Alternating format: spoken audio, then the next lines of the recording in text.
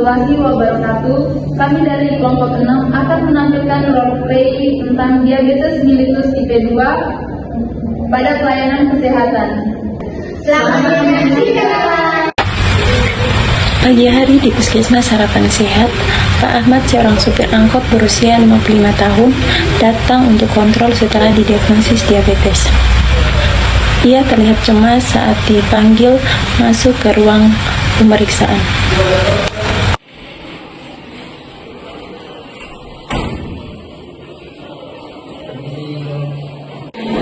Selamat pagi Pak Ahmad, silakan duduk. Bagaimana kabarnya hari ini Pak? Sudah masuk sama dari haus yang kencing. Permisi ya Pak, akan memeriksa tekanan darah Bapak. Baik Bu. Perawat Siti pun memeriksa tekanan darah Pak Ahmad dan gula darah Pak Ahmad dengan teliti.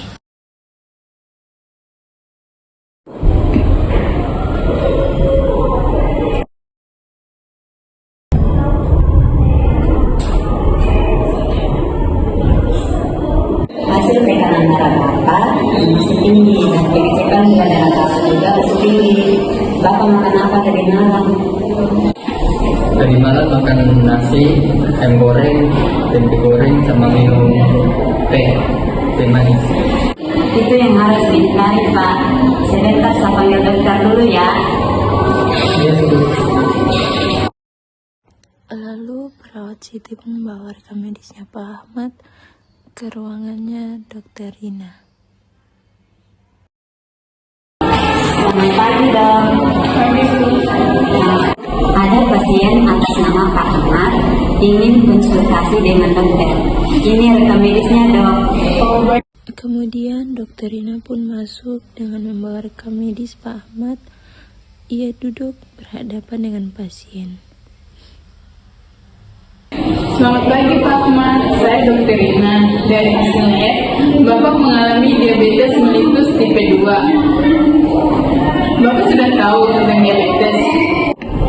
Saya kurang paham dok.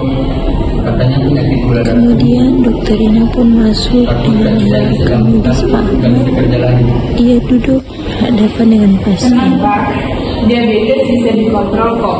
Jadi di tubuh kita ada hormon insulin yang mengubah gula jadi energi. Pada diabetes, insulin tidak bekerja baik, jadi gula menumpuk di darah. Makanya Bapak terkena sering haus. Jadi bisa sembuh atau tidak Pak? Tidak bisa sembuh total, tapi bisa dikontrol dengan baik. Jika dikontrol, nanti Bapak bisa hidup normal. Wah, serem ya dok. Makanya harus dijaga Pak. Saya akan resepkan obat metformin diminum 2 kali sehari setelah makan. Bapak juga harus ubah pola makan, olahraga rutin, dan cek gula darah berkala. Jadi saya harus minum obat selamanya dok. Kemungkinan besar iya, tapi ini untuk melindungi tubuh Bapak. Nanti saya rujuk ke ahli gizi untuk atur pola makannya ya. Pak Ahmad pun berpindah ke ruang konsultasi gizi. Nutrisionis Dewi pun menyambutnya dengan ramah.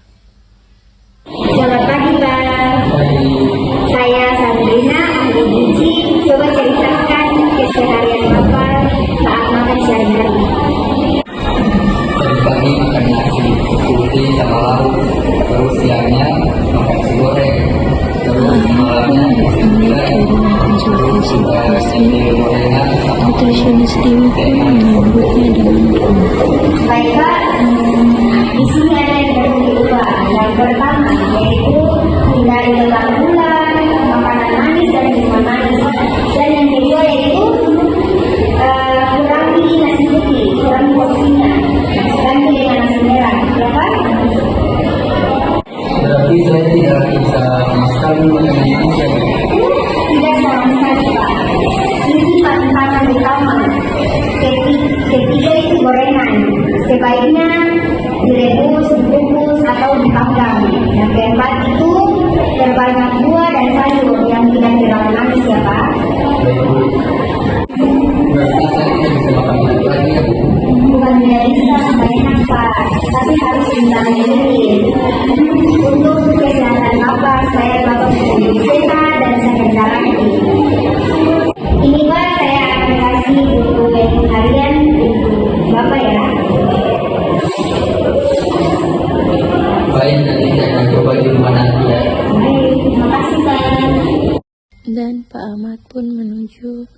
apotek untuk mengambil obat.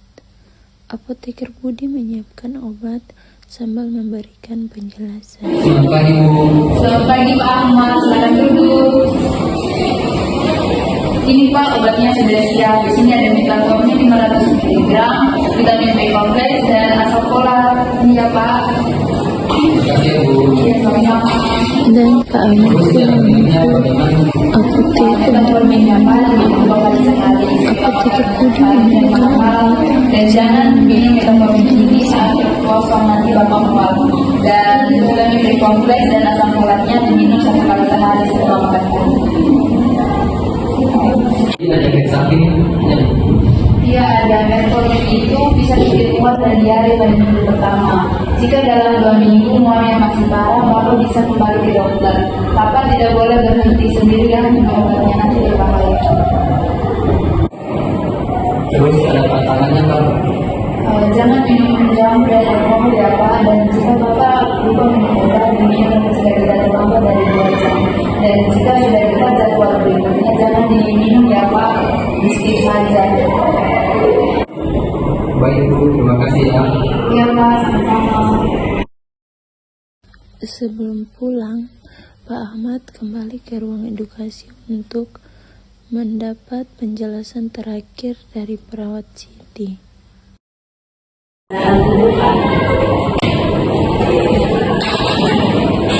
Ahmad, sebelum pulang saya mau kasih informasi penting. Bapak harus cek gula darah rutin minimal 2 kali seminggu di rumah. Nanti hasilnya dicatat dan dibawa saat kontrol.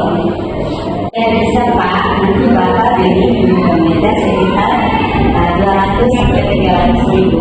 Atau Bapak bisa cek gratis di puskesmas seminggu 2 kali. Dan yang penting Bapak harus merawat hati dengan baik ya. Kenapa saya harus dirawat khusus ya, Sis? Karena diabetes bisa merusak saraf hati. Kalau ada kecil, Bapak mungkin tidak merasa sakit dan lukanya bisa jadi infeksi parah. Caranya, cek kaki setiap hari, cuci dengan air hangat, keringkan dengan baik, dan gunakan alas kaki. Kalau ada luka, langsung ke puskesmas ya Pak. Baik, Sus. Wah, ternyata banyak sekali juga ya. Baik, Sus. Ternyata banyak juga yang harus diperhatikan ya. Di awal memang terasa berat Pak, tapi kalau sudah dibiasakan akan lebih mudah. Bapak juga bisa ikuti kelas edukasi diabetes setiap hari Jumat jam 9 pagi. Di sana bisa ketemu pasien lainnya dan bersama dengan mereka. Boleh, Sus. Saya mau ikut supaya bisa lebih paham lagi. Iya boleh Pak, nanti kontak lagi 2 minggu ya untuk evaluasi. Jangan lupa minum obat teratur dan pola makan ya Pak.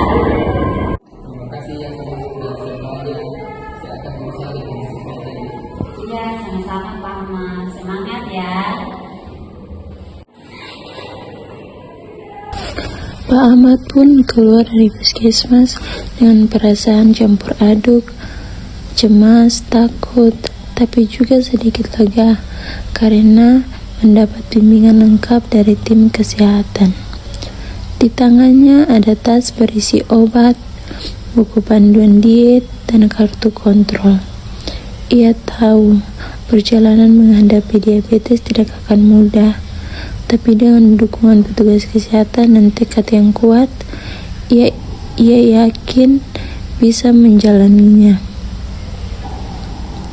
Langkahnya perlahan menuju angkot yang diparkir di depan puskesmas, siap memulai hari dengan harapan baru untuk hidup lebih sehat. Pesan moral yang terdapat dalam video ini yaitu diabetes mellitus adalah penyakit kronis yang memerlukan penanganan komprehensif dari berbagai tenaga kesehatan. Kerjasama antara dokter, perawat, ahli gizi, dan apoteker sangat penting untuk memberikan edukasi menyeluruh kepada pasien. Kepatuhan pasien terhadap pengobatan dan perubahan gaya hidup adalah kunci keberhasilan pengelolaan diabetes.